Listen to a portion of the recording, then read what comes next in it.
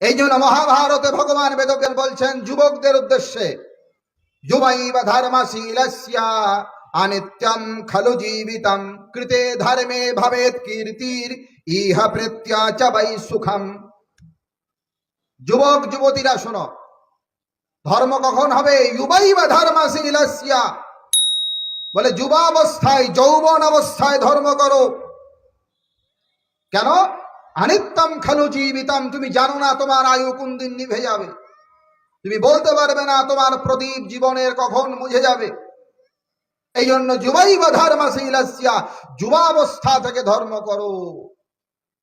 আর শ্রীমদ্ ভাগবত মহাপুরাণের সপ্তম স্কন্ধের ষষ্ঠ অধ্যায়ের প্রথম শ্লোকে আরো পরিষ্কার করে ভক্ত শ্রেষ্ঠ প্রহ্লাদ বলছেন, না না, যুবাবস্থায় নয়, ধর্ম করতে গেলে আরো আগে থেকে করো। কৌমার আচরে প্রাজ্ঞ ধর্মান ভাগবতানিহা। কৌমার একেবারে কিশোর কিশোরী অবস্থা থেকে। আর শ্রী শ্রী ঠাকুর বলছেন না না না, আরো আগে থেকে করো। শ্রী শ্রী ঠাকুর বাংলায় বলছেন, আধো কথার সময় হতে করে করিয়ে যা শেখাবি সেটি হবে মক্ষম ছেলে, হিসেবে চল নয় পস্তাবি। আমরা আর্য সনাতন ধর্মের লোক, দিন দিন এই সনাতন ধর্মাবলম্বীদের অবক্ষয় বেড়ে যাচ্ছে। কেন? আমাদের ছেলে মেয়েরা আমাদের কাছ থেকে বিচ্ছিন্ন হয়ে যাচ্ছে। কেন? এর কারণ অনুসন্ধান করতে হবে। কেবল অষ্টপ্রহরে খিচুড়ি দিয়ে ঢলাঢলি করলাম, আর দুর্গা দেবীর সামনে ধনুচি নাচিয়ে জয় মা দুর্গা বললাম, আর শিবরাত্রির দিন সারা রাত্রি সিনেমা গান শুনলাম, এর নাম কিন্তু ধর্ম নয়। কেন আমাদের ছেলেমেয়েরা বিপদগামী হয়ে যাচ্ছে? এর কারণ অনুসন্ধান করতে হবে। যারা অভিভাবক আছেন তাদেরকে বলছি, আপনি কষ্ট করে ছেলেকে পাঠিয়ে দিয়েছেন ঢাকা বিশ্ববিদ্যালয়ে পড়তে, কষ্ট করে মেয়েকে সারা জীবন 22 বছর বয়স পর্যন্ত মেয়েকে লালিত পালিত করে আপনি পাঠিয়ে দিয়েছেন বুয়েটে ইঞ্জিনিয়ারিং পড়তে। ওই ছেলে ওই মেয়ে 2 বছর 3 বছর পরে বাড়িতে এসে বলছেন হিন্দু ধর্ম সব কুসংস্কার, বোগাস, সনাতন ধর্ম সব বোগাস কথাবার্তা বলে, এই ধর্ম ত্যাগ করবো, আমি থাকবো না।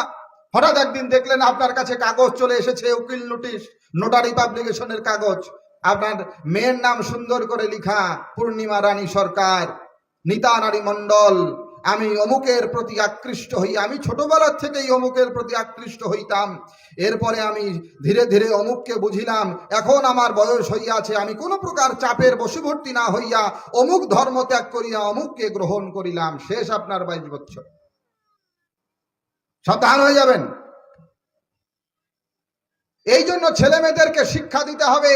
ঠাকুর অনুকূল চন্দ্র বহু বছর পূর্বে, আজ থেকে প্রায় 100 বছর পূর্বে তিনি বললেন, তিনি বলছেন আধু কথার সময় হতে করে করিয়ে যা শেখাবি সেটাই হবে মক্ষম ছেলে, হিসাবে চল নয় পস্তাবি। বাচ্চা যখন আধো কথা বলছে, আধো আধো বলছে, ওই সময় তাকে শেখাও কিভাবে? করে করিয়ে।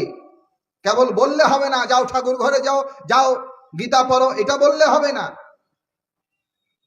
কিভাবে করতে হবে? মা বলে করে করিয়ে আগে নিজে অনুশীলন করতে হবে। ওই ছেলের সামনে, যে ছেলেটার বয়স কেবল কথা বলতে ফুটেছে মুখে, যে মেয়েটা কেবল আধো কথা বলছে, ওর সামনে যদি ওর মা প্রতিদিন দুবেলা সন্ধান নিক করে, ওকে নিয়ে কোলে বসিয়ে দেখবেন ও হাততালি দিয়ে জয় রাধে বলছে, ও হাততালি দিয়ে হরে কৃষ্ণ বলছে, ও জয় নিতাই বলছে, যার যেমন আছে।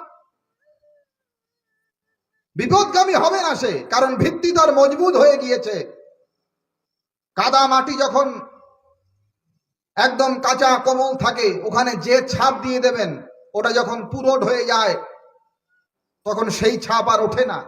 তাই যুবাবস্থায় নয়, একেবারে কিশোর অবস্থাতেও নয়, একেবারে ছোট অবস্থায় ওই সন্তানকে, ওই ছেলেকে, ওই মেয়েকে যখন আপনি আর্য সনাতন বৈদিক ধর্মের কথা শেখাবেন, বোঝাবেন, জানাবেন, ওর ভিতরে যে অনুভূতি জাগবে, ওর ভিতরে যে ভাব জাগবে, সেটা মুছে যাবার নয়।